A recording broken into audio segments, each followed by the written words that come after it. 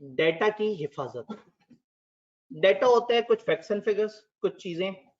आपने कॉलेज में एडमिशन लिया और कॉलेज में एडमिशन लेते समय आपने अपना नाम बताया, अपने फादर का नाम बताया, अपना एड्रेस बताया, अपना फोन नंबर बताया और अपना सीआरएन बताया। वो सीआरएन जो किसी को पता लग जाए तो आपका रिजल्ट उसके सामने आया हो जाता है। आईकैप एक पीडीएफ की फाइल इशू करता है जिसमें लिखा होता है इस सीआरएन का ये मामला। नाम तो आप कह सकते हैं मेरे जैसे नाम के 100 और लोग हैं, लेकिन सीआरएन के तो 100 और लोग नहीं है। तो अगर कॉलेज के पास से ये डाटा लीक हो जाए कि इस बच्चे का ये सीआरएन है तो कितनी तकलीफ होगी आपको। एक हॉस्पिटल में मरीजों का सारा रिकॉर्ड रखा हुआ है, किस मरीज को क्या बीमारी है। एक बंदा जो दुनिया के सामने जो है वो बड़ा ही प्रूडेंट इंसान बनने का दावा करता है, जबकि असल में उसको दिमागी बीमारी हो, उसका इलाज जारी हो, और ऐसे में कहीं उसका अस्पताल के रिकॉर्ड से उसका डाटा निकाल के कोई फेसबुक पे डाल दे कहे इस पे भरोसा मत करो ये तो दिमागी मरीज है। सोचो उस बंदे के साथ कितना बुरा हुआ है। उस बंदे ने हॉस्पिटल पे ट्रस्ट करके अपना डाटा उनके हवाले किया। आपने कॉलेज पे ट्रस्ट करके कॉलेज को अपना डाटा हवाले किया था। यू आर नॉट एक्सपेक्टिंग कि आपका डाटा ये एक्सपोज कर देंगे, आपका डाटा ये किसी के हवाले कर देंगे आपसे बगैर पूछे। आपके कुछ राइट्स हैं। आपका राइट है कि आपका डाटा महफूज हो, आपके राइट है कि आप अपना डाटा अपडेट कराना चाहें आप अपडेट कराएं। आपका ये राइट है कि जब आप सिस्टम छोड़ें तो आप कहें मेरा डाटा डिलीट कर दिया जाए, मैं सिस्टम से जा चुका हुआ हूं, अब मैं आपका कंज्यूमर नहीं हूं, तो काइंडली मेरा डाटा उड़ा दें क्योंकि मुझे खौफ है कि ये डाटा कहीं लीक ना हो जाए। तो आपके ये सब राइट्स हैं, ये सब आपके ह्यूमन राइट्स में आते हैं कि आपका डाटा, वो डाटा जो आपके अलावा और उन लोगों के अलावा जिनको वो डाटा चाहिए था किसी और को नहीं पता।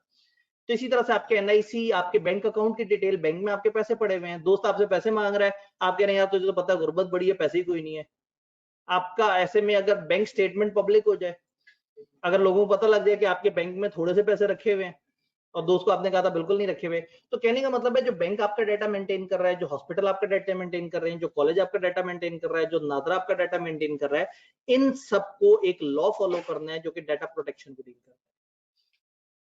कंज्यूमर्स का डाटा कीमती है। अब मैं कंज्यूमर्स को चेंज कर दूंगा, डाटा सब्जेक्ट का डाटा इंपॉर्टेंट है। आप डाटा सब्जेक्ट्स हैं, आप सब लोगों का जो डाटा है हम उसकी बात कर रहे हैं, तो आप लोग हैं डाटा सब्जेक्ट। आपका वो डाटा प्राइवेट होना चाहिए, सेफ रहना चाहिए, और जरूरत पड़ने पे आप उसको खत्म करवाना चाहें तो खत्म भी कर सकें। अगर कोई इदारा आपसे पूछे बगैर आपका वो डाटा जो कि पब्लिकली अवेलेबल नहीं है वो शेयर कर दे, अब आपका जो नाम है वो पब्लिक डाटा है, सबको पता है कि हाँ भाई आपका नाम क्या है, लेकिन आपकी शनाख्ती अलामत क्या है, आपके शनाख्ती कार्ड पे लिखा हुआ है, वो तो वैसे ही बड़ा पब्लिकली इस तरह का डाटा है। लेकिन अगेन आपके कुछ और वेरिएबल्स, आपके पिछले कौन कौन से एड्रेस थे, आपने कितनी दफा घर बदला, कितनी दफा नादरा को अपने घर बदलने की रिक्वेस्ट बताई और उनको बताया कि मेरा एड्रेस चेंज करना है, वो तो नहीं सबको पता। आपका फोन नंबर आप कॉलेज को इसलिए देते हैं कि आपको व्हाट्सएप ग्रुप में ऐड किया जाए, और ऐसे में कॉलेज के अंदर से ये ग्रुप आपके ग्रुप नंबर निकाले और आपको कॉल्स कर करके परेशान करे, आपको मैसेजेस फॉरवर्ड करे, आपको तकलीफ दे, किसी भी जगह से किसी भी कॉलेज के आपको मैसेजेस आना शुरू हो जाएं। इस वक्त हर कॉलेज के हर बच्चे को हर कॉलेज के मैसेज आता है। क्या आपने इजाजत तो नहीं दी किसी जगह पे? क्या आपने किसी जगह किसी ऑनलाइन वेबिनार को ज्वाइन करते हुए ये तो नहीं कहा ये मेरा नंबर है, अगर राब्ता करना हो तो कर लेना? जब आपने नंबर वहां दिया था तो नीचे लिखी हुई शर्तों को पढ़ा था, उसमें लिखा था कि ये नंबर यहाँ देने का मकसद ये है कि मैं ये ख्वाहिश रखता हूँ कि मुझे अपडेट्स के बारे में गाहे बगाहे आगाही दी जाए। अगर वहां ऐसा नहीं लिखा और आपने उसको एग्री नहीं किया और एक वेबसाइट या कोई और सिस्टम आपको आपकी इजाजत के बगैर मैसेज करता है, तो सबसे पहले ये देखें कि आपका डाटा कहाँ पड़ा हुआ था, और जहां पड़ा हुआ था उन्होंने उसको लीक क्यों किया आपकी इजाजत के बगैर। बात समझ आ रही है? अगर आपका एक नंबर है जो आपने सिर्फ कॉलेज को दिया, उसके अलावा दुनिया में किसी के पास नहीं है, और उस नंबर पे आपको मार्केटिंग के मैसेजेस आ रहे हैं, चलो मार्केटिंग के रैंडम आ सकते हैं, लोग क्या करेंगे सॉफ्टवेयर रैंडमली चलाएंगे और वो नंबर्स पे आ जाएगा, लेकिन आपको वो मैसेज आ रहे हो जो कि आपकी एन फील्ड के, तो आपको पता लग जाएगा ये रंग नंबर है। ठीक है, तो अब पॉइंट ये है कि आप कहेंगे नहीं वो सेशन भी बड़ा कीमती है और उसको ज्वाइन करने के लिए ईमेल भी चाहिए, तो ईमेल दिया तो उस ईमेल पे फिर इंफॉर्मेशन वगैरह भी आती है। तो कहने का मतलब है कि जब भी आपको ऐसी ईमेल आए जरा नीचे देखा करें, वहां लिखा होता है कि अगर आप इसको अनसब्सक्राइब करना चाहें तो आप कर दें, क्योंकि आपने हमें डाटा दिया था इसलिए हम आपको ऐसा भेज रहे हैं। लेकिन if you are getting offended, आपको बुरा लग रहा है, आपकी जाती लाइफ डिस्टर्ब हो रही है, आप तंग हो रहे हैं, आपका मेल बॉक्स भर रहा है हमारी वजह से, हम माजरत खोएं, आप अनसब्सक्राइब पे क्लिक कर दें, आपको दोबारा हम तंग नहीं करेंगे। यही होता है जब आप एंड्रॉइड ऐप इंस्टॉल करते हैं, वो कहते हैं ये ऐप आपसे डाटा मांगेगी, ये डाटा मांगेगी, आप इजाजत देते हो तो ये ऐप इंस्टॉल होगी, अगर आप कहते हो नहीं भाई ये मेरा बड़ा कीमती डाटा है तो ठीक है, फिर हम आपको सर्विस नहीं देंगे, क्योंकि हमें ये डाटा चाहिए। लिखा होता है हम आपका डाटा कहीं इस्तेमाल नहीं करेंगे, ठीक है। और आप ये अलाउ करते हैं कि आपके सिस्टम में आपके कॉन्टेक्ट्स में से इंफॉर्मेशन उठा के हम यूज कर सकेंगे। इस हद तक उन्हें एहतियात करनी पड़ती है, क्योंकि इंटरनेशनली डाटा प्रोटेक्शन के लॉज हैं जो कि कस्टमर के, कंज्यूमर के या डाटा सब्जेक्ट के डाटा को प्रोटेक्ट करते हैं। मैंने आपको क्या कहा, मैंने कहा अगर आपको अपनी फील्ड से रेलेवेंट मैसेज आ रहा है तो इसका मतलब है डाटा लीक हुआ है। लेकिन रैंडम मैसेज कैसे आता है, एक बंदा सॉफ्टवेयर खोलेगा, सॉफ्टवेयर को कहेगा लाहौर का 032142 से शुरू हो रहे हैं नंबर फॉर एग्जांपल, आगे इतने कॉम्बिनेशन है, 10,000 मैसेज पे लगा दिया। अब सिस्टम ऑटोमेटिकली 42 के आगे नंबर जनरेट करता रहता है और नंबर्स पे मैसेज कर देता है। तो इस तरह के मैसेजेस जो है वो रैंडम तरीके से होते हैं, और ऐसे में आप उनको पकड़ने की भी कोशिश करें तो वो सिम भी उस मैसेज के बाद बंद हो जाती है। या मुझे इजी लोड की जरूरत है, सबा को इजी लोड चाहिए होता है और आपको मैसेज करती है, और वो सबा हरगिज नहीं होती। आधे लोग इस बात पे इमोशनल हो जाएंगे कि उसकी माँ बीमार है, और आधे लोग इस बात पे इमोशनल हो जाएंगे कि वो सबा। कहीं ना कहीं कुछ ना कुछ लोग जो है वो बीच में जोश में इंसानियत के नाते से जो है उसकी मदद करने की कोशिश करेंगे, और सबा सबके पैसे लेके फरार हो। ले जी कानून देखते हैं, कहानी आपको समझ आ गई, डाटा प्रोटेक्शन समझ आ रहा है, आपका डाटा कीमती है, आपकी इजाजत के बगैर लीक नहीं होना चाहिए, और जो भी आपके डाटा को रख रहा है उसको ख्याल करना चाहिए। सबसे पहले उसी तरह का तारुफ याद है एंटी मनी लॉन्ड्रिंग में, जनरल डिस्कशन आए देखते हैं। वो कहते हैं पर्सनल डाटा प्रोटेक्शन की पाकिस्तान में जो कानून साजी है वो ड्राफ्ट स्टेज में, ड्राफ्ट समझते हैं, अभी नामुकम्मल है, अंडर कंस्ट्रक्शन है। तो इस वक्त पाकिस्तान में हमें आहिस्ता आहिस्ता एहसास हुआ है कि डाटा प्रोटेक्शन भी एक अहम चीज है। तो पर्सनल डाटा की प्रोटेक्शन पे पाकिस्तान में कानून साजी जारी है। पर्सनल डाटा प्रोटेक्शन बिल 2020 अभी पार्लियामेंट ने पास नहीं किया। Consultation draft of the bill is available at website of ministry of IT and telecommunication. उन्होंने कहा अगर आप पढ़ना चाहें तो उनकी वेबसाइट पे अवेलेबल भी है। मतलब मुझे नहीं समझ आ रहा है कि लॉ के बच्चों को ये बस ठीक है बताएं कानून ये ऐसे, ये पूरी कहानी है, कहते हैं जरा फैलाने है उसे, और फैलाने के बाद भी 2 सफे से ऊपर नहीं जा पाता बेचारों से। The bill proposes establishment of personal data protection authority. अभी तक काम की बात ये पता लगी कि जो डाटा प्रोटेक्शन का लॉ आ रहा है वो एक नई अथॉरिटी को जन्म देगा जिसका नाम होगा PDPA, personal data protection authority. PDPAP, PDPAP, इस तरह के अलग अलग नाम होते हैं। आप कुछ जगह पाकिस्तान साथ यूज होता है, कुछ जगह नहीं होता, तो आप इसके अथॉरिटी का क्या करेगा, पर्सनल डाटा को किसी लॉस या मिसयूज से प्रोटेक्ट करने के लिए और लोगों में ये अवेयरनेस पैदा करने के लिए कि डाटा प्रोटेक्शन इंपॉर्टेंट है और कंप्लेंट्स को कैसे डील करना है। फिर उन्हें याद आया कि अच्छा जब बच्चों को गैर जरूरी बातें बता ही रहे हैं तो चलो कुछ और बातें भी बताते चलें। उन्होंने कहा जी वो prevention of electronic crime act 2016 ने भी कुछ बातें डाटा प्रोटेक्शन पे की। अब असूलन ये मतलब एवं एक तबसरा है। Payment system and electronic fund transfer act 2007 भी प्रोवाइड्स करता है for secrecy of customer information held by financial institution and violation is punishable. उन्होंने कहा वो जो इलेक्ट्रॉनिक फंड वाला लॉ है वो भी ये कहता है कि देखो देखिए इलेक्ट्रॉनिक फंड वाले उन्होंने क्या किया, आपसे आपके डेबिट कार्ड की डिटेल मांगी है। ये डेबिट कार्ड की डिटेल अगर कहीं पे भी चली गई तो उससे तो कभी भी कितनी अनऑथराइज्ड ट्रांजैक्शन हो जाएंगी। तो कितना सेंसिटिव है आपका वो पर्सनल डाटा कि वो डाटा आपकी इजाजत के बगैर यूज ना हो सके। इवन आप अपने ही ऐड हुए हुए डेबिट कार्ड की बेस पे दोबारा से कोई पेमेंट करना चाहें वो आपसे कंफर्म करता है कि ये आपका हमारे पास सेव है, अगर आप अलाउ करते हैं तो हम इसकी पेमेंट करें। अक्सर बैंकों ने उसमें फिर वन टाइम पासवर्ड वाला कॉन्सेप्ट भी रखा हुआ होता है कि ठीक है जी एकदम से एक ओटीपी जनरेट हो आपके मोबाइल में आए, ताकि कहीं को गलत बंदा आपके कंप्यूटर से लॉगिन करके कहीं उसको ना कर रहा हो, तो एक second layer of security add हो जाती है कि आपके मोबाइल पे मैसेज भी आ जाती है।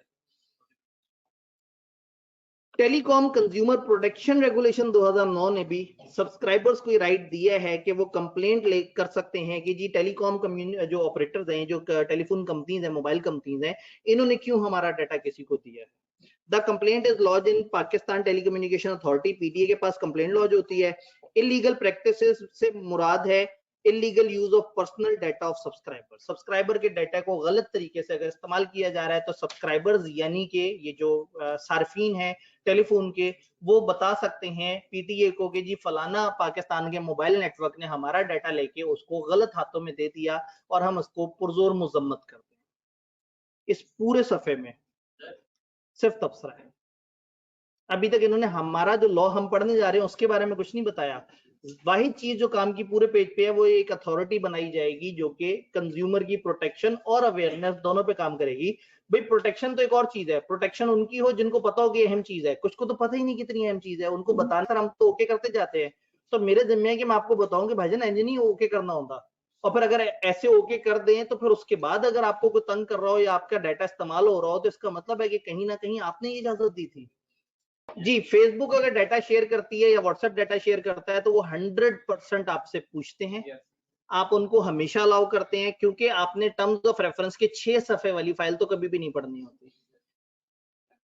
इवन देन आपको डाटा शेयर करते हुए भी जब आप खुद भी पब्लिकली डाटा शेयर कर रहे होते हैं वो आपको ऑप्शन देते हैं, क्या पब्लिक को दिखाना है, क्या चंद लोगों को दिखाना है, किस तरह से। तो ऐसे में मतलब जो है ना ये चीजें बड़ी जरूरी हैं। फर्ज करें इंटरनेट पे आप शेयर कर रहे हो कि देखो आईकेएफ ने कितना जुल्म किया, 47 पे दोनों पेपर फेल हो गए, देखें आईकेएफ कितना जालिम है, और घर में अब्बा जी को बताया हुआ कि दोनों पेपर पास हैं और अब्बा जी आपके फेसबुक पे फ्रेंड भी। तो हो सकता अब एक तरफ आपकी नीड है कि आपको मजलूम बनना है फेसबुक के सामने, दुनिया के सामने, और एक तरफ आपकी नीड है कि अब्बा जी को आपने झूठ बोला हुआ है। तो झूठ तो कभी ना कभी पकड़ा जाता है, वो तो बात ही गलत है, लेकिन कहने का मतलब ये है कि आप चाहेंगे कि सही हो या गलत हो, डाटा आपका है। अगर आपके एक दोस्त को नहीं पता आप पास हुए हैं या फेल हुए हैं तो जब तक आप नहीं चाहते उसे नहीं पता लगना चाहिए असूलन, अनलेस कि उसके पास आपका वो वाला डाटा है जो सिर्फ आपके पास है, आपका सीआरएन।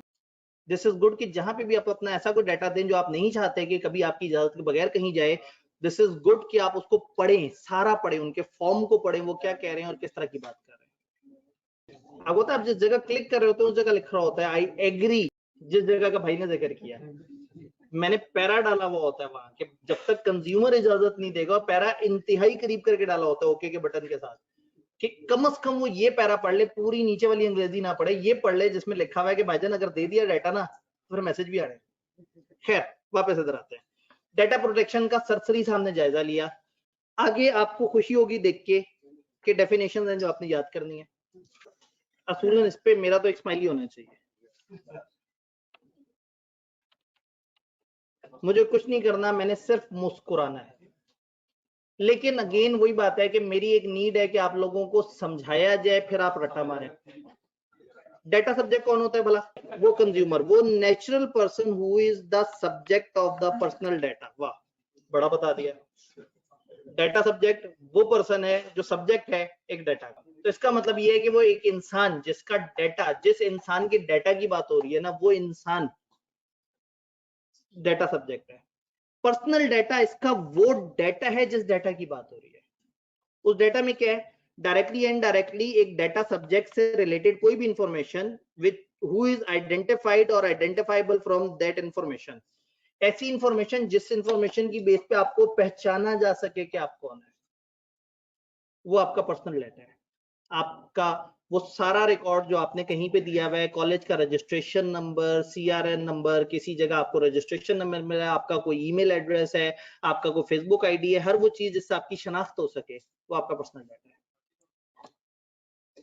और from that and other information in the possession of a data controller, यानी कि ऐसा डाटा जो किसी डाटा कंट्रोलर के पास पड़ा है जिससे आपकी डाटा की पहचान हो सके। इसमें इंक्लूड करता है सेंसिटिव पर्सनल डाटा, लेकिन कभी कभी एनोनिमस को हम पर्सनल डाटा नहीं कहेंगे। जैसे आपने कहा कि हमें वाटर टंकी साफ करा लो वाला मैसेज आ गया, अब उन्होंने अगर वो डाटा आपको भेजा तो उन्होंने एनोनिमस बेसिस पे भेजा, उनको नहीं पता आप कौन है, उन्होंने एक सॉफ्टवेयर चलाया है, चंद नंबर्स रैंडमली जनरेट किए और उनके ऊपर मैसेज कर दिया। तो ये आपके पर्सनल डाटा की वॉयलेशन नहीं है जब आपको एनोनिमस बेसिस पे, एनोनिमस का मतलब होता है जो बेनामी है, जो किसी नाम पे नहीं है, जो बगैर किसी शनाख्त के उन्होंने बस रैंडमली भेज दी।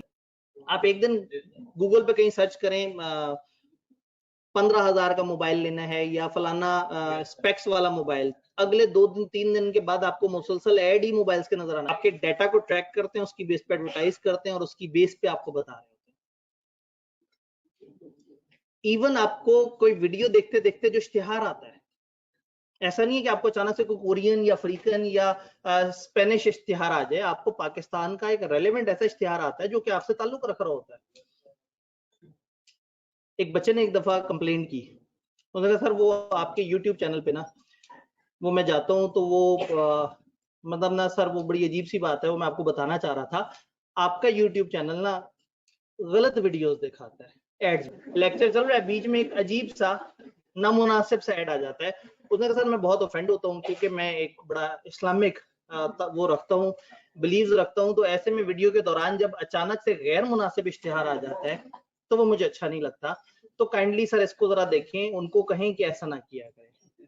मैंने उसको रिप्लाई किया कि असल में पीछे एक प्रोटोकॉल होता है, वो आपकी सर्च हिस्ट्री प्रेफरेंसेस के हिसाब से यूट्यूब गूगल के साथ मिलके कंज्यूमर को वो इश्तिहार दिखाता है जो उसकी जाती प्रेफरेंस हो। मैंने भी उसे कहा, मैंने कहा आप अपनी हिस्ट्री डिलीट करें, कैशे क्लीन करें और दोबारा ऐसी एक्टिविटीज ना करें, तो उम्मीद है आपको बड़े अच्छे इश्तिहार नजर आने। तो ऐसा है, ये आपका पर्सनल डाटा यूज करते हैं और पर्सनल डाटा को यूज करके फिर आपकी प्रेफरेंस को समझते हैं कि ये कंज्यूमर चाह क्या रहा है, उसका पर्सनल डाटा जो है फिर मैंने शेयर नहीं किया। देखिए मैंने आइडेंटिफाई नहीं किया, नाम नहीं इस्तेमाल किया बच्चे का। अब अगर मैं कहूं कि फलाना नामी शख्स ने फलाना वाली फेसबुक पोस्ट के उस वाले कमेंट में उस तारीख को ये कहा था, तो ये उसका पर्सनल डाटा है जिसकी वजह से उसको पहचाना जा सकता है। आप जा सकते हैं, आप ढूंढ सकते हैं अच्छा ये कौन बंदा था। तो समझ आ रहा है पर्सनल डाटा क्या है? पर्सनल डाटा जल्दी से बस इन डेफिनेशंस को देख लेते हैं। अच्छा जी, एनोनिमस डाटा इसमें काउंट नहीं होगा, एनक्रिप्टेड डाटा इसमें काउंट नहीं होगा। आपने कॉलेज को अपना डाटा दिया, आपने कहा ये मेरा सीआरएन, और कॉलेज वालों से पूछा हाँ जी आप इसको महफूज कैसे रखेंगे, उन्होंने कहा हम इस पे एनक्रिप्शन का सॉफ्टवेयर चला देंगे। उन्हें सॉफ्टवेयर चलाया, उसके बाद अजीब अजीब से कैरेक्टर सामने आ गए। अब ये डाटा अगर किसी के पास जाता है तो दिस इज नॉट आपका पर्सनल डाटा की लीक। ये ऐसे ही है जैसे जो है वो आप कहीं पासवर्ड डाल रहे हो और अचानक से आपका दोस्त आ जाए और आप आखिरी कैरेक्टर पे और एकदम से देख ले पासवर्ड क्या है, लेकिन उसे सामने नजर क्या आएगा, सितारे या गुलदारे। ये क्या कर रहे हैं, एनक्रिप्ट कर रहे हैं। आप जैसे जैसे पासवर्ड एंटर करते जा रहे हैं उसको एनक्रिप्ट कर रहे हैं, ताकि आपके साथ अगर एक बंदा आके बैठ के देख रहा हो कि सामने स्क्रीन पे क्या आ रहा है, तो उसको सितारे या गुलदारे नजर आ रहे हो। फिर एक ऑप्शन उन्होंने दिया होता है कि इस बटन पे क्लिक करके आप अगर खुद देखना चाहें कि आपने क्या एंटर किया है, तो ये बटन पे क्लिक करें, और वो क्लिक भी ऐसा होता है कि क्लिक किए रखिए तो नजर आएगा, छोड़ दें तो खत्म हो जाता है। इस हद तक ये वेबसाइट्स ख्याल करती हैं कि आपका पर्सनल डाटा, आप देखें ना, हमने तो कभी भी नहीं इतना इस तरह से सोचा, बट दे थिंक कि उनके पास एंटर किया हुआ हर डाटा कीमती है। तो इस तरह का जो एनक्रिप्टेड डाटा है वो पर्सनल डाटा में नहीं आता। एक सूखा सा वर्ड, ये पी गायब करके आपने स्यूडोनोमाइज्ड डाटा। ये कौन सा डाटा है? एक ऐसा डाटा है जिसको रिप्लेस कर दिया जाता है कुछ फेक एंट्रीज के थ्रू। कॉलेज को आपने कहा मेरा रिकॉर्ड निकाल दें, मैं जा रहा हूँ कॉलेज छोड़ के, मैं सीए छोड़ के जा रहा हूँ, मैं दुनिया से जा रहा हूँ, मैं बस तंग आ गया हूँ, मैं बहुत आवाजार हो गया हूँ, मेरा रिकॉर्ड गायब कर दिया जाए। अब कॉलेज वालों को पता है कि अगर आपकी रो डिलीट की तो उनकी सारी अकाउंटिंग, सारी कैलकुलेशन आगे पीछे हो जाएंगी। आपकी अमाउंट उनको आज से 4 साल बाद भी चाहिए कि 4 साल पहले इस सेशन में कितने बच्चों ने कितने रुपए का एडमिशन लिया था, लेकिन आप कहते हैं मेरा डाटा आप गायब कर दें। कॉलेज वाले एक भी चीज डिलीट करें तो उनको एरर आ जाता है कि ये फील्ड जब तक खाली रहेगी तब तक हम आपके डाटा को प्रोसेस नहीं करेंगे। तो क्या करें, वो आपकी ईमेल को गायब करके कर दें a@a.com, आपके फोन नंबर को गायब करके कर दें 999999 इस तरह से करके, आपके सीआरएन की जगह कर दें 11111 इस तरह से। ये फेक डाटा जो उन्होंने आपके ओरिजिनल डाटा से रिप्लेस किया, अब ये डाटा आपका पर्सनल डाटा नहीं कहलाएगा। तो वो बताना चाह रहे हैं कि एनोनिमस डाटा, एनक्रिप्ट हुआ हुआ डाटा जो कन्वर्ट हो गया, और ऐसा डाटा मैंने ये इसके साथ रेड में लिख दिया आपको समझाने के लिए, ये ओरिजिनल डेफिनेशन में ये अल्फाज नहीं लिखे हुए, आपको सिर्फ समझाने के मैंने लिख दिया कि which is replaced with artificial data which is incapable of identifying as individual is not personal data। तो पर्सनल डाटा वो है जिससे आपकी शनाख्त हो सके, वो नहीं है जिससे आपकी शनाख्त ना हो सके। तो सबसे पहले हमने समझा डाटा सब्जेक्ट कौन है, फिर हमने समझा पर्सनल डाटा कौन सा। पर्सनल डाटा वो डाटा है जिससे आपकी पहचान हो सके, और वो डाटा नहीं है जिससे आपकी पहचान ना हो सके। Data relating to access control, आपके यूजर नेम, आपके पासवर्ड, आपकी फाइनेंशियल इंफॉर्मेशन, आपके bank account, credit card, debit card, other payment instrument की डिटेल, आपके पासपोर्ट की डिटेल, बायोमेट्रिक का डाटा, फिजिकल आपके रिकॉर्ड्स, आपका हाइट क्या है, आपका ओवरऑल वेस्ट क्या है, इवन ये भी आपका सेंसिटिव डाटा है। हो सकता है आपने फेसबुक पे बताया हो कि मैं तो बहुत पतला इंसान हूँ, और आपकी असल वेस्ट जो है वो 40 पे पहुंची भी हो, तो फिर गड़बड़ हो सकती है। आपका साइकोलॉजिकल डाटा, मेंटल हेल्थ की condition, medical record and any detail pertaining to individuals ethnicity, religious belief, आप किस इलाके से ताल्लुक रखते हैं, आपकी रिलीजियस थॉट क्या है, आप किस मजहब, किस फिरके से ताल्लुक रखते हैं, और any other information for purpose of this act and rules made thereunder. ये सारा डाटा कहलाएगा आपका सेंसिटिव पर्सनल डाटा। कोई भी वेबसाइट आपसे, जब एथनिसिटी है कि आपको ओरिजिन क्या, आप किस इलाके से बिलोंग करते हैं, तो किस इलाके की हैं, किस मजहब की हैं, किस स्कूल ऑफ थॉट के हैं, किस ग्रुप से ताल्लुक रखते हैं। फेसबुक पे जब सारी इंफॉर्मेशन देते हैं तो आपसे पूछता है कि इसमें से कितनी इंफॉर्मेशन आप दुनिया को शो करना चाहते हैं, इवन आप अपना फोन नंबर पब्लिक करना चाहते हैं या नहीं, आप अपनी अदर डिटेल्स पब्लिक करना चाहते हैं या नहीं करना चाहते। तो जो आप चाहेंगे वो पब्लिक होगा, आपकी इजाजत के बगैर फेसबुक आपकी ये इंफॉर्मेशन किसी को शेयर नहीं करेगा। कंसेंट ऑफ डाटा सब्जेक्ट, वो जो डाटा सब्जेक्ट है उसकी इजाजत जरूरी है। ये सारी बातें वही हैं, सिर्फ हम उसकी इंग्लिश देख रहे हैं। Any freely given specific informed and unambiguous indication, जो आपने आजादी जहन से दी, खासतौर पे इन्फॉर्म तरीके से, वाज़े तरीके से, बगैर किसी डाउट के जब आपने इंडिकेट किया, डाटा सब्जेक्ट ने जब अपनी विश का इजहार किया, बाय विच ही और she by a statement or by a clear affirmative action signify agreement to the collecting, obtaining and processing of personal data relating to him or her। वो जो आप ऐप इंस्टॉल करते हैं वो आपसे कहते हैं एग्री, आप कहते हैं एग्री। वो पीछे जो सारी अंग्रेजी लिखी होती है, तो आपका ये एग्री पे क्लिक कर देना, जिसमें उन्होंने कहा था कि बाय कंफर्मिंग टू दिस, आप इजाजत दे रहे हैं कि आपका कॉन्टैक्ट डिटेल हम ले लें, आपकी ये वाली डिटेल हम हासिल कर लें और आपकी ये वाली डिटेल हम हासिल कर लें। तो जब आप एग्री कर रहे हैं तो this is consent of data subject. आप डाटा सब्जेक्ट है, आपने दे दी है कॉन्सेंट। बड़ा क्लियर कट, मतलब एब्सोल्यूट, आपने कहा हाँ जी मैं डाटा शेयर करना चाहता हूँ, मैं इजाजत देता हूँ, तो उसमें कोई डाउट और इस तरह की गुंजाइश नहीं होनी चाहिए। ये चार बातें क्या है? डाटा सब्जेक्ट कौन है? वो इंसान। जिस कॉन्सेंट ऑफ डाटा सब्जेक्ट क्या है? उस इंसान की इजाजत के वो अपना डाटा शेयर करना चाहता है। पर्सनल डाटा क्या है? वो डाटा जिससे एक बंदे को पहचाना जा सके, ना कि वो डाटा जिससे उसको पहचाना ना जा सके। तो एनक्रिप्टेड डाटा, इस तरह का डाटा, उस तरह का डाटा शामिल नहीं है। वो डाटा जिसको देख के हम उस बंदे तक पहुंच सके। सेंसिटिव पर्सनल डाटा ऐसा नाजुक हसास डाटा जो कि आप नहीं चाहते कि आपकी इजाजत के बगैर दुनिया को पता लगे, जिसमें आपकी पर्सनल इंफॉर्मेशन, आपके बैंक की इंफॉर्मेशन, आपकी हेल्थ की इंफॉर्मेशन, आपकी बहुत सारी ऐसी बातें जो कि आप नहीं चाहते कि सारी दुनिया को पता लगे, वो आपका सेंसिटिव डाटा है, जिसको आपने याद करना है। तो बेसिकली डेफिनेशन वाले पेज को आपने अच्छी तरह से याद करना है। पीछे जो हमने जेनेरिक डिस्कशन की थी उसमें सिर्फ अथॉरिटी का नाम आप याद रख लें, बाकी चीजें एज सच याद करने की जरूरत नहीं। क्या राइट्स हैं आप? पर्सनल डाटा आपके है ना, क्या राइट्स हैं? डाटा सेफ रहे, गलत हाथों में ना जाए, महफूज हो, उसको आप चेंज कराना चाहे चेंज करा दें, उसे डिलीट कराना चाहे डिलीट करा दें, आपके डाटा को आपसे पूछे बगैर किसी के हवाले ना किया जाए, ये सब कुछ आपकी ख्वाहिश है। कानून से पूछते हैं, मिस्टर कानून थोड़ा सा आगे बढ़ें और हमें बताएं। इंडिविजुअल के राइट्स पे पहले हम बात करते हैं। आपके पर्सनल डाटा की प्रोसेसिंग से रिलेटेड आप क्या एक राइट है, हर इंडिविजुअल का राइट है कि वो बी इन्फॉर्म्ड, उसे बताया जाए कि उसका डाटा इस्तेमाल हो रहा है। वो चाहे तो अपने डाटा को कभी भी देख सके कि मेरा कौन सा डाटा इनके पास मौजूद है, उसको अपने डाटा तक एक्सेस हो। रेक्टिफिकेशन ऑफ एरर उसका राइट है। अगर उसके डाटा में कोई गड़बड़ है और वो उसे ठीक करवाना चाहता है तो उसका हक है कि वो उसको ठीक करवा सकता है। बी फॉरगटन या राइट ऑफ इरेजर, वो चाहे तो कह सकता है कि जी ठीक है जी, बस अब मेरा काम खत्म हो गया आपके साथ, मेरा डाटा अपने पास से डिलीट कर दें, गायब कर दें। हाँ, डिलीट करने के दो तरीके हैं, एक ये कि वो पूरा रिकॉर्ड उड़ा दें, एक ये कि वो फेक एंट्रीज डाल दें, उसको सुडमाइज कर दें। तो ये दो ऑप्शंस हैं। Object to processing and marketing, वो ये ऑब्जेक्ट कर सकता है, एतराज कर सकता है, ये ऑब्जेक्ट एतराज वाला है।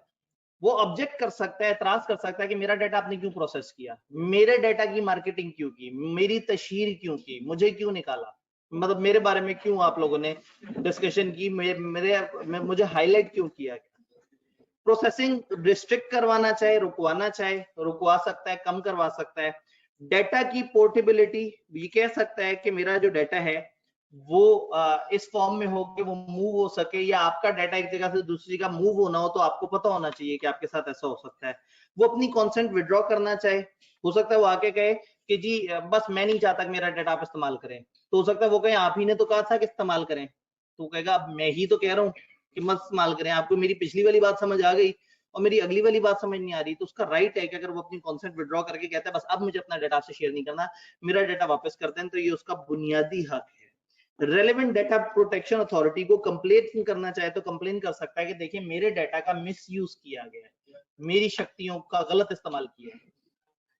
तो ये इंडिविजुअल के राइट्स हैं, और यकीन माने ये मैंने खामखा आपके सामने बड़ा टाइम लगा के इस पे बात की है। ये सारी बातें हुई हैं जो हमने शुरू में इंट्रोडक्शन के वक्त कर ली थी कि यार इंडिविजुअल का एक राइट है। ये तो इंडिविजुअल के राइट्स हैं। वो इदारे जो डाटा यूज कर रहे हैं, वो इदारे जो डाटा यूज कर रहे हैं, जरा सोचें तो सही, उनको क्या क्या काम करना है। उनको डाटा कलेक्ट करते हुए एहतियात करनी है, जिसका डाटा यूज कर रहे हैं उसको बताना है कि तुम्हारा डाटा इस्तेमाल हो रहा है, वो उस डाटा को गलत कामों में इस्तेमाल नहीं करेंगे, डाटा उतना ही लेंगे जितना होने चाहिए, जरूरत खत्म हो जाने के बाद डाटा उड़ा देंगे या कम से कम उसको सोडोमाइज कर देंगे ताकि वो पहचाना ना जा सके। तो ये सारे काम उन्हें करने चाहिए। कानून से पूछते हैं, मिस्टर कानून ने कहा कि की प्रिंसिपल्स पर्सनल डाटा प्रोटेक्शन से रिलेटेड क्या क्या एप्लीकेबल है। लॉफुलनेस, फेयरनेस एंड ट्रांसपेरेंसी, कानून को फॉलो किया जाएगा, ट्रांसपेरेंसी और फेयरनेस का ख्याल रखा जाएगा, सबके साथ मुसावी सलूक किया जाएगा और हर बंदे को पता होगा कि उसके डाटा के साथ क्या हो रहा है।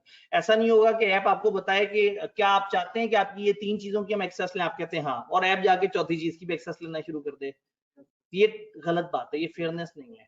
दूसरा, ट्रांसपेरेंसी होनी चाहिए। आप बताएं यूजर को आपको उनका कौन सा डाटा चाहिए और किस लिए चाहिए, और ये भी बताएं कि इस डाटा के साथ क्या करेंगे और क्या नहीं करेंगे।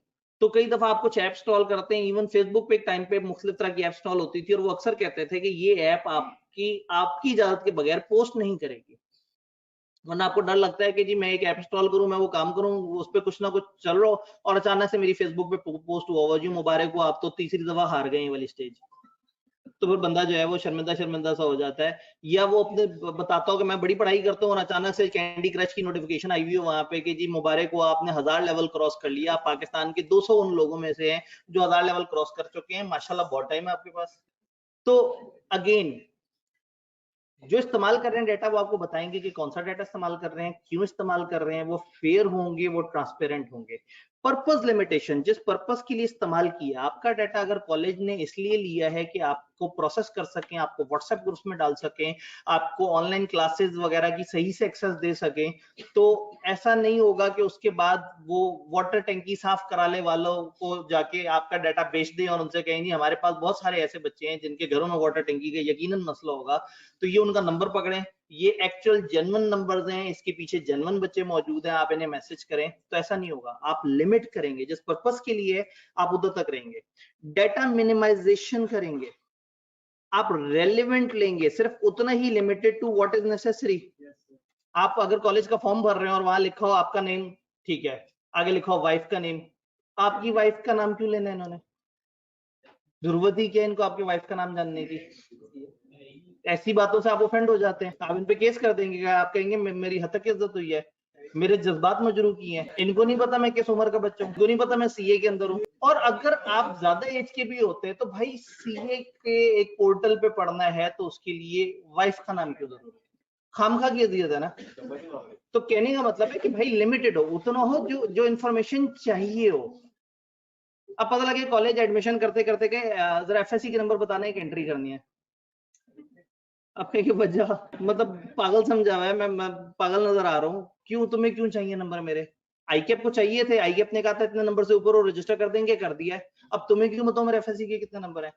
आपका हक है और इनकी ड्यूटी है कि ये उतना डाटा आपसे लें जो पर्पस है, उस हद तक लिमिटेड रहें, रेलेवेंट रहें, जिस पर्पस के लिए उनको चाहिए बस उस हद तक रहें। डाटा मिनिमाइजेशन का मतलब है कि उतने डाटा तक अपने आप को महदूद रखें जितने डाटा की रिक्वायरमेंट है। एक्यूरेसी होनी चाहिए, डाटा इनके पास एक्यूरेटली रिकॉर्ड हो और अगर उसमें गड़बड़ हो तो आपसे पूछें। स्टोरेज लिमिटेशन भी आपको बताएं कि कितने अरसे तक ये आपका डाटा स्टोर किया जाएगा और अगर अनलिमिटेड टाइम तक है तो उसकी भी आपसे एक्सेस लें। इंटेग्रिटी और कॉन्फिडेंशियलिटी, उसकी हिफाजत करें, उसकी इंटेग्रिटी पे आंच ना आने दें, उसको गलत लोगों के हाथ में ना जाने दें और अकाउंटेबल हो। आपका वो डाटा जो इनके पास है ये अकाउंटेबल होने चाहिए कि वाकई आपका डाटा इन्होंने अपने पास रखा है, वो सही तरीके से इस्तेमाल किया है, गलत हाथों में नहीं जाने दिया। तो इसका मतलब है हमने डाटा प्रोटेक्शन का फलसफा समझा, जनरल डिस्कशन की, जनरल डिस्कशन को साइड पे कर दें तो 4 डेफिनेशंस देखी जिनको रट्टा मारना है।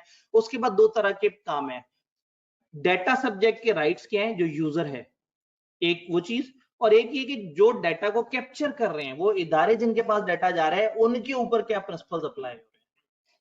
तो बड़ा मजे का छोटा सा आसान सा कॉन्सेप्ट था जी। अब अगेन अगर एक बंदे का डाटा हम किसी एजेंसी के हवाले करते हैं तो क्या हम डाटा प्रोटेक्शन की वॉयलेशन कर रहे हैं या नहीं कर रहे हैं। ऐसे में देखना पड़ेगा कि वो इदारा जिसको हम इंफॉर्मेशन प्रोवाइड कर रहे हैं उनका लॉ इस लॉ से ज्यादा मजबूत है या नहीं।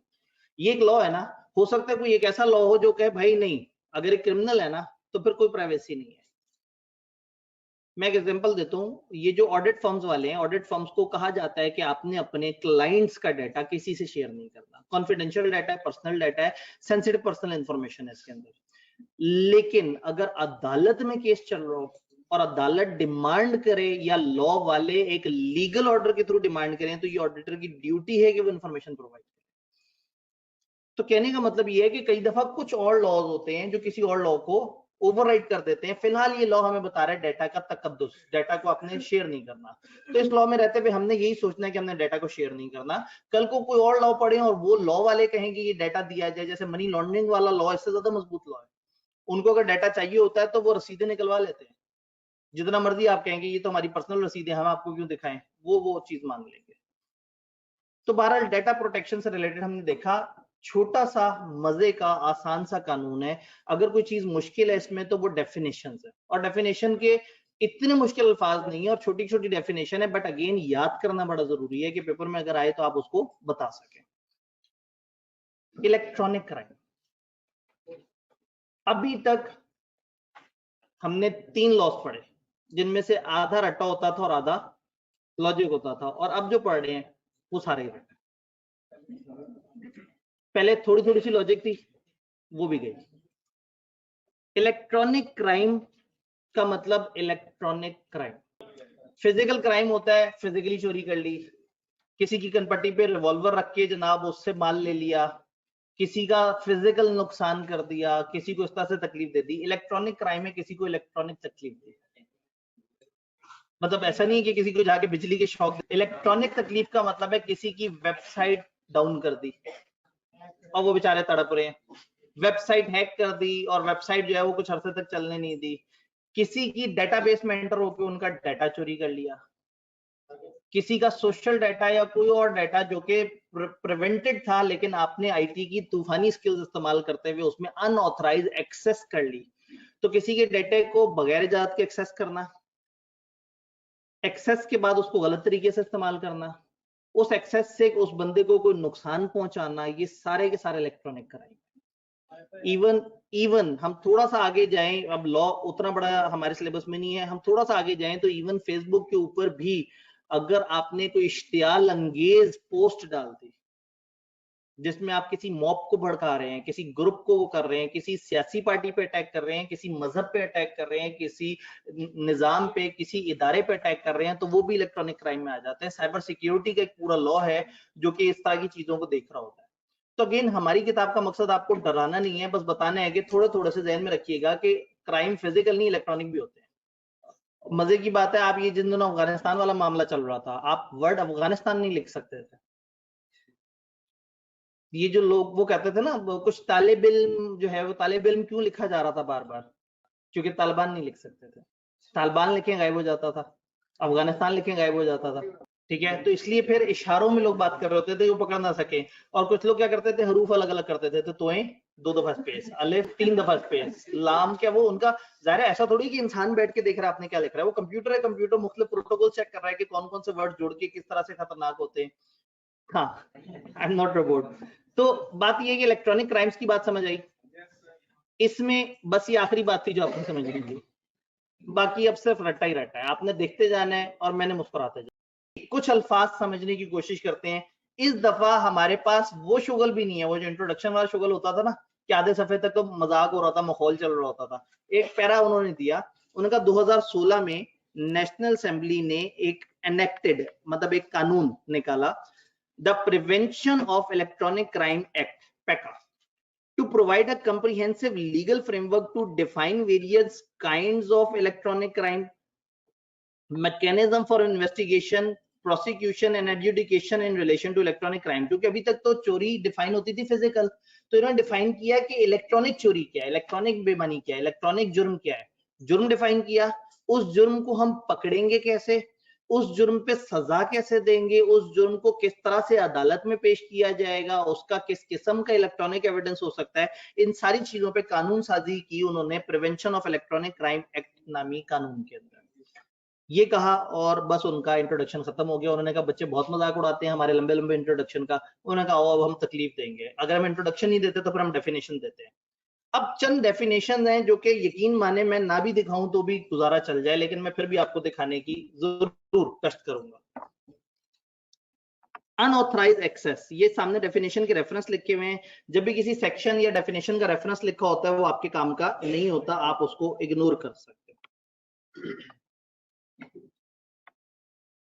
अनऑथराइज एक्सेस, इंफॉर्मेशन सिस्टम को एक्सेस करना या डाटा को एक्सेस करना which is not available for access by general public. जो आम जनता के पास एक्सेस नहीं है जिस डाटा की, उस डाटा को एक्सेस करना विदाउट ऑथराइजेशन और in violation of terms and conditions of the authorisation. आप एक ऐसे डाटा को एक्सेस करें जो आम आवाम के पास नहीं है और बगैर ऑथराइजेशन के उसको एक्सेस करें, या आपको उन्होंने कहा अच्छा आपको ऑथराइजेशन है, आप इसके 2 सफे देख सकते हैं, और आप उसके 4 सफे तक पहुंच जाएं, तो हम कहेंगे कि आपने अपनी ऑथराइजेशन को वायलेट किया। तो ऐसा डाटा एक्सेस करना जो आम लोगों के पास नहीं है, तो ऐसा डाटा वो लोग एक्सेस कर सकते हैं जो ऑथराइज है। तो आप अगर ऑथराइज ना हो फिर भी एक्सेस करें, या आप अपनी ऑथराइजेशन से ज्यादा एक्सेस करें, तो हम कहेंगे कि इसको हम कहेंगे अनऑथराइज एक्सेस। इतनी सी बात है, बाकी आपने याद करना है। एक्सेस टू डाटा, डाटा की एक्सेस किसे कहेंगे? जब हमने कहा ना अनऑथराइज एक्सेस करें, एक्सेस का क्या मतलब है? क्या उसकी सिर्फ शक्ल देखने एक्सेस है या कुछ और चीजें बीच में आती हैं? उन्होंने कहा अगर आप कंट्रोल हासिल कर लें डाटा पे, डाटा को यूज करने की एबिलिटी आपके पास आ जाए, डाटा को कॉपी करने का हक हो आपके पास, अगर आप कॉपी कर सकें, अगर आप उसे मॉडिफाई कर सकें या आप डिलीट कर सकें एनी डाटा हेल्ड इन और जनरेटेड बाय एनी डिवाइस और इंफॉर्मेशन सिस्टम। किसी भी सिस्टम में, किसी भी निजाम में, किसी भी डिवाइस में अगर एक डाटा है और मैं डाटे तक पहुंच जाता हूं, उसको कॉपी कर सकता हूं, उसको चेंज कर सकता हूं, उसके साथ फलाना कर सकता हूं या फलाना कर सकता हूं, इनमें से कोई भी एक काम कर सकता हूं, तो इसका मतलब है मेरी एक्सेस में है वो डाटा। इस चीज को हम कहेंगे कि वो एक्सेस है। और अनऑथराइज उस एक्सेस को कहेंगे जिसका आपको इजाजत ना मिली हुई हो और आप उसके बाद जाएं, या कम इजाजत मिली हुई और आप ज्यादा एक्सेस करने की कोशिश करें। Access to information system, gaining control or ability to use any part or whole of the information system whether or not through infringing any security measures. Infringe करने का मतलब होता है तकलीफ पहुंचाना, तोड़ देना, तोड़ देना, सिक्योरिटी तोड़ देना। तो इंफॉर्मेशन सिस्टम की एक्सेस किसे कहेंगे? इंफॉर्मेशन सिस्टम किसे कहते हैं? ये जो पोर्टल बना हुआ है जिसपे ऑनलाइन क्लासेस अपलोड हो रही हैं, ये एक इंफॉर्मेशन सिस्टम है, पूरा एक निजाम है जिसमें बच्चे रजिस्टर हो रहे हैं, जिसमें लेक्चर्स पड़े हुए हैं, वो उसे वॉच कर सकते हैं, कई दफा वॉच कर सकते हैं, किसी भी दिन को किसी भी उसको चूज कर सकते हैं, वहां पे टेस्ट अपलोड हो रहे हैं, बाकी सारे काम हो रहे हैं। ये पूरा निजाम होता है ये क्लासेस का, एक इंफॉर्मेशन सिस्टम। फिजिकल क्लासेस में उतना ज्यादा डिटेल नहीं होती, लेकिन जो ऑनलाइन क्लास के लिए जब आप एनरोल होते हैं, ये आपको ऑनलाइन की भी साथ में एक्सेस मिलती है, तो एक पूरा निजाम होता है जिसके अंदर आप चले जाते हैं। तो अब ऐसे में अगर कोई बच्चा उस निजाम को तोड़े, उस जगह आके किसी लेक्चर तक पहुंच जाए, किसी लेक्चर को डाउनलोड कर ले, किसी लेक्चर को इवन देख भी ले बगैर इजाजत के, तो हम कहेंगे कि उस बच्चे ने इंफॉर्मेशन सिस्टम को एक्सेस कर लिया। तो एक्सेस करने का तो मतलब है सिंपली देखना, लेकिन अनऑथराइज एक्सेस का मतलब होगा बगैर इजाजत के देखना।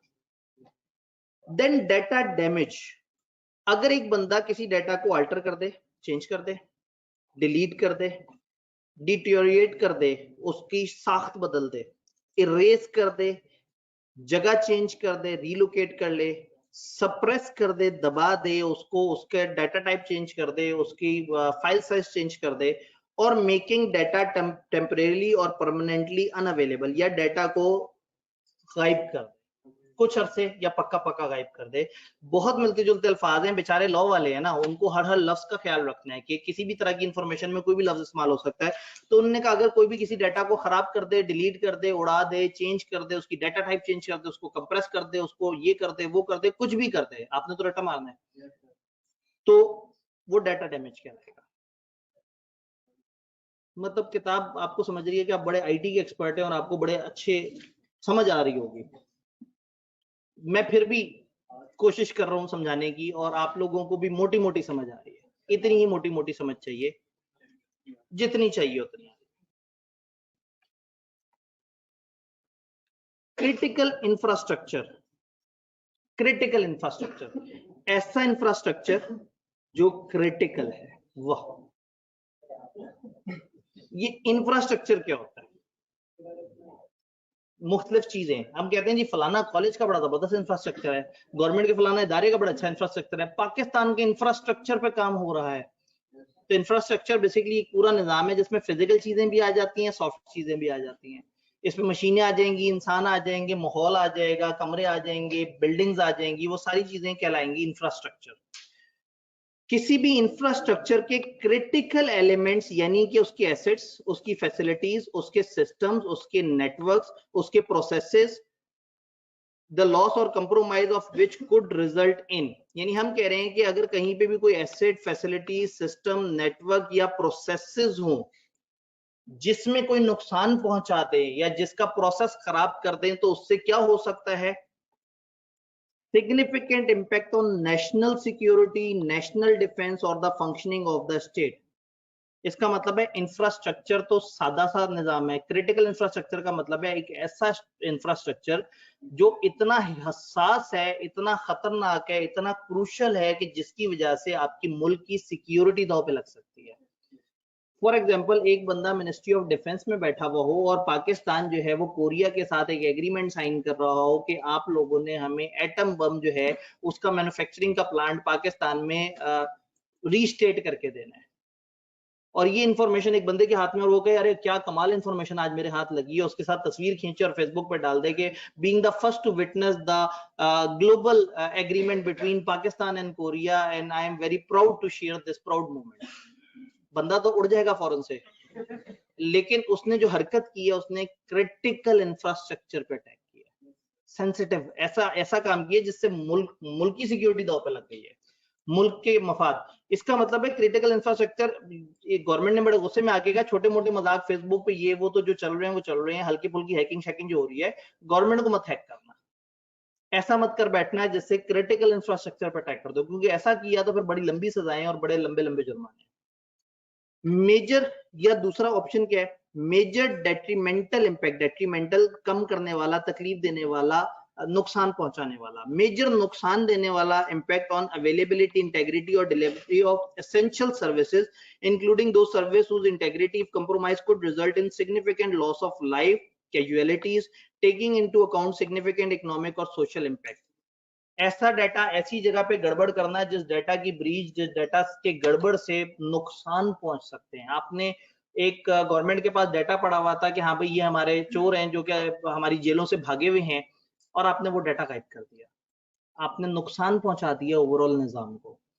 आपने जो है फॉर एग्जांपल फायर ब्रिगेड वालों को एक ऑनलाइन वो आई, एक जगह से कॉल की गई फायर ब्रिगेड वालों को, वो नंबर जो है वो किसी जगह से और उठाया गया, उन्होंने फौरन से एक ऑनलाइन कमांड भेज दी फायर ब्रिगेड की टीम को जो नियरेस्ट थी कि वहां से वो जाए, और रास्ते में कोई भाई साहब बहुत ही मूड में बैठे हुए थे, उन्होंने इस चीज को हैक कर लिया कि लो जी अब गवर्नमेंट वाले काम नहीं कर सकेंगे, बड़ा मजा आएगा, जिंदगी से खेल गए। या नुकसान नहीं भी हुआ तो नुकसान हो सकता था। तो क्रिटिकल इंफ्रास्ट्रक्चर समझा तो मैं रहा हूं, आपने रटा मार लेना है। क्रिटिकल इंफ्रास्ट्रक्चर इज ऐसी सेंसिटिव, ऐसी खतरनाक सेंसिटिव चीज जो कि तबाही फैलाती है, जिससे मुल्क उजड़ जाए, जिससे जिंदगियां उजड़ जाए, जिससे नुकसान पहुंच जाए या नुकसान पहुंचने का बड़ा ज्यादा अंदेशा हो। तो अगर वो साबित कर दें कि किसी की हरकत इस नोयत की है कि वो क्रिटिकल इंफ्रास्ट्रक्चर पे उसने अटैक किया है, तो फिर ऐसे में वो कहेंगे कि ये गड़बड़ हुई है। अब यहाँ गवर्नमेंट डेजिग्नेट कर सकती है किसी भी प्राइवेट या गवर्नमेंट इंफ्रास्ट्रक्चर को कि जी हम इसको क्रिटिकल इंफ्रास्ट्रक्चर मानते हैं। अगर गवर्नमेंट कहती है जी फलाना इदारा क्रिटिकल है, इसके ऊपर बात नहीं होगी, तो फिर बात नहीं होगी। फलाना सेटअप क्रिटिकल है, फलाना हमारा गवर्नमेंट का महकमा क्रिटिकल है, इसका डाटा नैप क्रिटिकल इंफ्रास्ट्रक्चर है, नैप का डाटा अगर हल्का सा भी लीक हो जाए तो बहुत तूफान मच जाए। सब समझ आया? अब मजीद नहीं समझना, अब रट्टा मारना है, क्योंकि समझने के बाद भी इस अल्फाज में उसको लिखना इतना आसान नहीं है। तो बेसिकली उन्होंने सिर्फ आपको ये समझाया है कि क्या है। अभी तक मैं आपको शीट दिखाता था, मैं आपको कहता था मैं आपको समझाऊंगा फिर आपने याद करना है, ये तो मैंने समझानी भी नहीं है। एक टेबल बना हुआ है, लेफ्ट पे लिखा हुआ है ऑफेंस क्या है, सेकंड कॉलम में लिखा है कौन ऑफेंस कर रहा है, थर्ड में लिखा है उसको कितने साल तक की कैद हो सकती है, और चौथे में लिखा है उसको फाइन कितना हो सकता है। ये फाइन्स की डिटेल है, पेनल्टीज की डिटेल है। मैंने आपको बताया ना कि ये इन चारों में से 3 पढ़ चुके, चौथा सबसे ज्यादा रटे वाला ये वाले भाई साहब। इसमें सिर्फ डेफिनेशन है और सिर्फ टेबल है, ये टेबल ऐसे याद कर लीजिएगा। सबसे नीचे एक लाइन लिखी है, उसको समझना बड़ा जरूरी है। There can be imprisonment alone, fine alone और अ कॉम्बिनेशन ऑफ बोथ। बजाय इसके कि मैं हर जगह लिखता है ये इतनी कैद भी हो सकती है या इतना फाइन भी हो सकता है या ये दोनों के दोनों हो सकते हैं, वो सारे जुमले गायब करके नीचे एक दफा लिख दिया कि ये जो 2 कॉलम बने हुए ना, ये सजा का कॉलम है, ये जुर्माने का कॉलम है। तो इन फाइन, इन ऑफेंसेस पे गवर्नमेंट आपको इतनी सजा कर सकती है और इतना जुर्माना कर सकती है, और दोनों की मिक्सिंग भी कर सकती है, दोनों में से कोई एक भी कर सकती है। तो ये उनके पास ऑप्शन है 1, 2 या दोनों की खूबसूरत सी मिक्सिंग। लेफ्ट पे ऑफेंस दिए हुए हैं, दरमियान में लिखा हुआ है कि वो ऑफेंस करने वाला कौन है।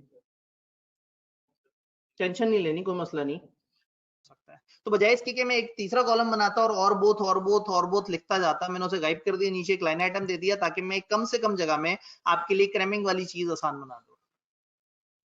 डन। आईकेप की किताब ने उसको डिफरेंट तरीके से प्रेजेंट किया, अलग अलग तरीके से एक चीज को रिपीट कर करके मैंने उसको इस तरह से टेबल में कंप्रीहेंड कर दिया ताकि आपके लिए जरा इसको याद करना थोड़ा सा आसान हो जाए। ऑफेंस क्या है? Unauthorised access to information system और डेटा। अगर कोई शख्स किसी के डेटा में, किसी के इंफॉर्मेशन सिस्टम में अनऑथराइज तरीके से एंटर हो जाता है, फॉर एग्जांपल कॉलेज के ऑनलाइन पोर्टल में एक बच्चा अनऑथराइज एंट्री देता है और पकड़ा भी जाता है, और कॉलेज की ख्वाहिश होती है कि उस बच्चे को सजा मिले, तो उस बच्चे को 3 महीने तक की जेल हो सकती है, 50,000 तक का फाइन हो सकता है, या दोनों के कॉम्बिनेशन हो सकते हैं। तो ये एक अनऑथराइज एक्सेस, यानी कि अब ये एक इलेक्ट्रॉनिक क्राइम है। ये जो ऑनलाइन लेक्चर्स वगैरह की खरीदो फरोख्त और वो सारा कुछ चल रहा है, जेन्युइनली एक क्राइम है। अगर वो एक्शन लेना चाहें और वो बच्चे को आइडेंटिफाई कर लें और पकड़ लें, तो फिर वो बच्चा जो है उसको 3 महीने तक की जेल हो सकती है। तो वो 3 महीने बाद जेल से निकलेगा तो वो 2 सब्जेक्ट तैयार होके। अनऑथराइज एक्सेस, तो अगर आप कभी भी अनऑथराइज तरीके से सिस्टम एक्सेस करेंगे तो whoever gains unauthorised access to any information system और डेटा, जो कोई भी इस तरह की अनऑथराइज एक्सेस करेगा उसको 3 महीने तक की कैद और 50,000 तक का जुर्माना हो सकता है। अगेन मारना आपने रटा है, लेकिन मैं फिर भी थोड़ी सी समझाने की कोशिश कर रहा हूँ। ये बात समझ आई? तो समझने के बाद रटा लाजमी मारना है, समझ की बेस पे ये वाला लॉ पेपर में देने नहीं बैठना। एक्सेस टू डाटा कितनी प्यारी सी बात है, समझ आ जाती है, लेकिन उसकी डेफिनेशन देखिए, तो 15 तरह के तो लफ्ज लिखे हुए हैं उसमें, तो उसका ये मतलब, ये मतलब, ये वाली चीज, ये वाली चीज। तो इसलिए डेफिनेशंस को रटा मार लेना है, मैं समझाने की कोशिश कर रहा हूँ। अनऑथराइज्ड कॉपिंग और ट्रांसमिशन ऑफ डेटा। एक बच्चे ने एक ऑनलाइन पोर्टल के लेक्चर चोरी किए, तो जिसने चोरी किए उसने अनऑथराइज एक्सेस की। इवन उसने जाके देखे अनऑथराइज, वो रजिस्टर नहीं था, उसने कोई टोटका लगाया, कोई तरीका करके किसी से पासवर्ड वगैरह लेके अनऑथराइज तरीके से उसे जाके देखा, उसने जुर्म किया। उसने कॉपी कर लिया, उसने फिर जुर्म कर लिया। उसकी हार्ड डिस्क में कॉपी हुए हुए लेक्चर थे, उसने फेसबुक पे एक ऐड लगाया कि मेरे पास फलाना फलाना सब्जेक्ट के फलाना फलाना टीचर के 2-2 हजार रुपए में लेक्चर्स अवेलेबल है। बच्चे बड़े एक्साइटेड हो गए। बच्चों ने उनसे बात की ये सोच के कि जुर्म तो उसने किया है, उसने जुर्म किया ना, चोरी उसने की है, आपने थोड़ी चोरी की है। आप तो 2,000 रुपए दे रहे हैं, पैसे दे रहे हैं, और ऊपर से बच्चे फिर बड़े आके फखर से नेट पे लिखते भी हैं, मुझे फलाना के लेक्चर चाहिए, I will pay for that. भाई अगर पे करना ही है तो कॉलेज को पे कर दो, ठीक है? तो जुर्म करके क्यों? लेकिन वही बात है कि कॉलेज फीस ज्यादा मांगता है, वो चोरी शुदा लेक्चर थोड़े से सस्ते में मिल जाते हैं। और मजे की बात है, वो लेक्चर मिलते हैं तो लोग समझते हैं बस यही लेक्चर सब कुछ है, ना उसमें टेस्ट हो रहे होते हैं उस तरह से, ना एक क्लास वाला एक सिस्टमेटिक पैटर्न चल रहा होता है। तो बच्चा जो है वो बेईमानी भी करता है, पैसे भी खर्चता है और फेल भी हो जाता है। तो ऐसे में मजे की बात है कि उसमें बरकत का एलिमेंट भी खत्म हो जाता है। पता नहीं आप नोट करें या ना करें, लेकिन एक सॉफ्ट एक चीज चल रही होती है साथ साथ पैरेलल, बरकत। एक बच्चा बहुत मेहनत कर रहा होता है लेकिन होता गलत बच्चा है, पेपर नहीं पास हो रहे होते। अगले सेशन में वो कुछ गुनाहों से तौबा करता है और पेपर पास हो जाता है। ये बरकत करना साइड बाय साइड एक एलिमेंट चल रहा होता है, नजर नहीं आता, बट ये एग्जिस्ट करता है। तो अक्सर जगह आप कहते हैं मैं क्यों फेल हो गया, मेरे साथ ऐसा क्यों हुआ, फिर आप थोड़ा सा गौर करते हैं तो आपने वालिदैन से कोई बहुत गलत बदतमीजी की होती है, आपने किसी जगह किसी दोस्त का कोई नुकसान किया होता है, और आप तौबा करते हैं और आप अगली दफा उस चीज को बेहतर करते हैं, पेपर एम ही पास हो जाता है आधी मेहनत के साथ। तो एक आपकी एफर्ट है और फिर एक अगला सिस्टम भी है, तो रूहानी सिस्टम भी इंप्रूव रखने बड़े जरूरी है। तो उसके लिए जो चोरी है ये खतरनाक है। पता है बात ये कि चोरी बंदा तब करे जब सारे बड़े फिरौन बन के बैठे हुए हो, बहुत ज्यादा कहें कि जी बस हम आग लगा देंगे, तंग कर देंगे। आपको बेहतरीन कॉलेजेस के बेहतरीन लेक्चर्स बड़े सब्सिडाइज अमाउंट में मिल जाते हैं, आप थोड़ा सा आगे हल्की सी कोशिश करें आपको मिल जाते हैं। अनऑथराइज कॉपीइंग और ट्रांसमिशन ऑफ डाटा, देख रहे हैं, अनऑथराइज कॉपीइंग और ट्रांसमिशन ऑफ डाटा, एक जगह से दूसरे दोस्त तक मुंतकिली। Whoever without authorization, वो जिसने अपने ऑनलाइन कॉलेज से पूछे बगैर कॉपी किया या किसी भी और तरीके से ट्रांसमिट किया या causes to be transmitted, transmit किया नहीं, उसने कहा मैं इस गुनाह में शामिल नहीं होना चाहता, दोस्त को कॉल की, उसने कहा यार मैं तुम्हें अपनी हार्ड डिस्क आके नहीं दूंगा, मेरे कमरे में पड़ी है, तुम किसी वक्त आके हार्ड डिस्क उठा के कॉपी कर लेना। तो इसलिए उन्होंने कहा कि जिसने खुद ट्रांसमिट किया और causes to be transmit, law है ना, बहुत एहतियात करनी पड़ती है। जिसने खुद ट्रांसमिट किया या जिसने वो असबाब पैदा किए जिससे वो डाटा ट्रांसफर हो जाए, इस दफा लगेगी 6 महीने की। ये तो कानून बता रहा हूं, अच्छा कानून सुन के डर लग गया, अल्लाह की बात सुन के कोई डर नहीं लगा, ये कमाल है। वैसे वापस इधर आते हैं, अनऑथराइज एक्सेस समझ आई, अनऑथराइज कॉपिंग समझ आई, इंटरफेरेंस विद इंफॉर्मेशन सिस्टम और डाटा, एक्सेस नहीं किया, छेड़छाड़ कर दी। आपने अपने दोस्त को बताया, आपने कहा जी मैं कॉलेज से क्लासें लेता हूँ, बड़ी जबरदस्त क्लासेस चलती हैं, बड़ा कोई ताखीर नहीं होती, कुछ नहीं होता। उसने कहा अच्छा अभी देखता हूँ तुम्हारे कॉलेज को। जनाब उसने एक सॉफ्टवेयर डिजाइन करके क्रैक वो करके आपके लॉगिन से वो होके सिस्टम में उसने वायरस फेंक दिया और पूरा सिस्टम बुरी तरह से मुतासिर हो गया। उसने एक्सेस नहीं हासिल की है, उसने सिस्टम मुतासिर कर दिया, सिस्टम के साथ इंटरफेयर किया। इंटरफेयर मतलब मुदाखलत की है। तो अगर कोई इंटरफेयर करे तो whosoever interferes with or damage or causes to be interfered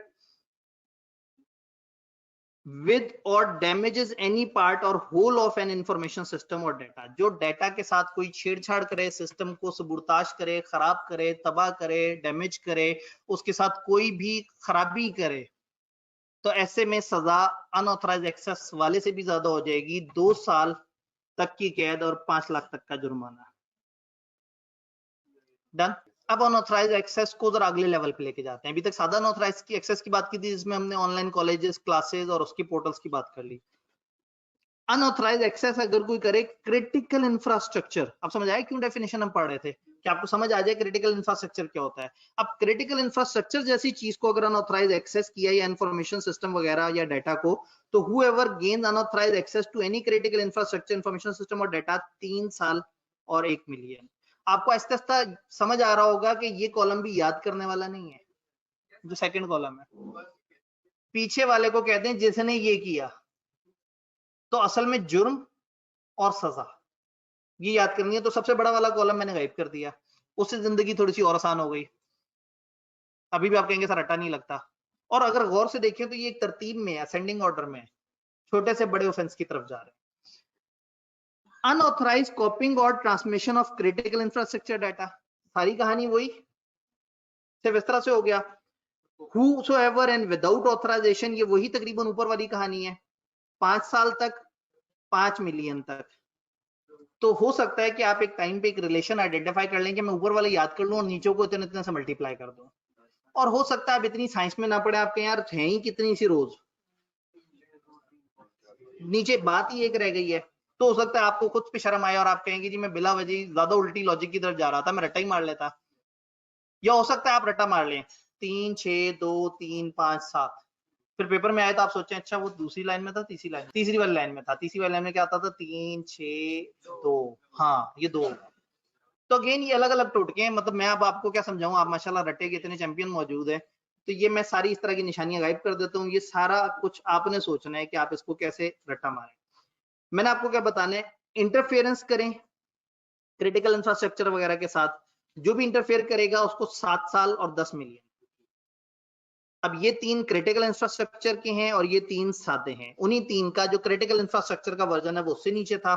और एंड पे एक बड़ा खूबसूरत है, glorification of an offence, depiction of any form of praise और सेलिब्रेशन इन डिजायरेबल मैनर। जी, अगर एक बंदा जुर्म करता है और उसके बाद वो इंटरनेट पे फेसबुक पे आके बड़ा तशहीर करता है उस चीज की, वो कहता है जी मैंने तो जो सिस्टम हैक किया है ना, मेरे पास जो इन्फॉर्मेशन आ गई है ना, मैंने तो इनको मतलब जिस तरह से अजियत डाल दी है, जिस तरह से तंग कर दिया है, यानी कि एक तो जुर्म हो, ऊपर से उस जुर्म को खूबसूरत करके बयान किया जाए और लोगों को इस पे कन्विंस किया जाए। जैसे एकदम से एक बच्चा कह देता है कि ये वाले लेक्चर मैंने तो आराम से डाउनलोड कर लिए हैं, किसी को चाहिए हो तो मुझे बताना और बताओ किस कॉलेज के चाहिए। अब ऐसे में वो बहुत ज्यादा प्रेस कर रहा है, बहुत ज्यादा अपने ऑफेंस को ग्लोरीफाई कर रहा है, बहुत ज्यादा उसकी इज्जत कर रहा है, बहुत ज्यादा उसको वो कर रहा है, अहमियत दे रहा है और लोगों की नजर में उसको मौदबर करके बयान कर रहा है, जिससे दूसरों के दिल में भी कहीं ना कहीं ये हो रहा है यार मैं पागल हूं, मैं खामखा फीस दे के पढ़ रहा हूँ जब ये सब कुछ इतने मजे से हो सकता है। तो जो इस तरह से कर रहा है वो सबसे बड़े वाले जोन में आएगा, वही बड़े वाला जोन जो कि 7 साल, यानी कि whosoever prepares or disseminate information through any information system or device with the intent to, जिसने भी ऐसा कोई खाका बनाया, ऐसे कोई नक्शा बनाया, ऐसा कोई इमेज बनाया, ऐसा कोई ब्रोशर बनाया, ऐसी कोई पोस्ट बनाई, ऐसा कोई सेंटेंस लिखा with the intent to glorify an offense, जिससे उसका मकसद था किसी ऑफेंस को मोअज़्ज़ज़ करके बताया जाए, यानी किसी ऑफेंस को खूबसूरत करके बयान किया जाए, यार देख तेरे भाई ने जो किया ना ऐसा तो कोई भी नहीं करता। रिलेटिंग टू टेररिज्म और any person convicted of a crime relating to terrorism, terrorism से रिलेटेड कोई ऑफेंस या टेररिज्म से रिलेटेड कोई और क्राइम है उससे, और एक्टिविटीज ऑफ प्रिस्क्राइब्ड ऑर्गेनाइजेशन और इंडिविजुअल्स और ग्रुप, किसी खास इंडिविजुअल, किसी खास ग्रुप, किसी खास ऑर्गेनाइजेशन की किसी चीज को बहुत ज्यादा आप, तो हो सकता है गवर्नमेंट कह दे कि जी कल से फलाना, फॉर एग्जांपल जैसे हम कहते हैं कि जी अदलिया के बारे में किसी किस्म का तमस्कुर करने वाले को 5 लाख सजा होगी या इस तरह से होगा फलाना, किसी ने अगर किसी सियासी पार्टी के बारे में कोई गलत पोस्ट की तो उसको इस तरह से सजा मिलेगी। तो अगेन इस तरह के मुख्तलिफ कानून हैं जिसमें गवर्नमेंट अचानक से किसी भी इदारे को हाईलाइट करके कह सकती है कि इस इदारे से रिलेटेड कोई गलत बात या इस इदारे का तमस्खुर करना या इस इदारे के बारे में कोई बुराई को ग्लोरीफाई करके बयान करना, तो उसको वो जुर्म की शक्ल दे सकते हैं। तो जिसको वो प्रिस्क्राइब कर देंगे उस इदारे, उस इंसान या उस महकमे के बारे में बात करना भी ऑटोमेटिकली ग्लोरिफिकेशन ऑफ ऑफेंस में आ जाएगा, जिसकी वजह से 7 साल तक की कैद और 10 मिलियन तक का जुर्माना या दोनों का कॉम्बिनेशन हो सकता है।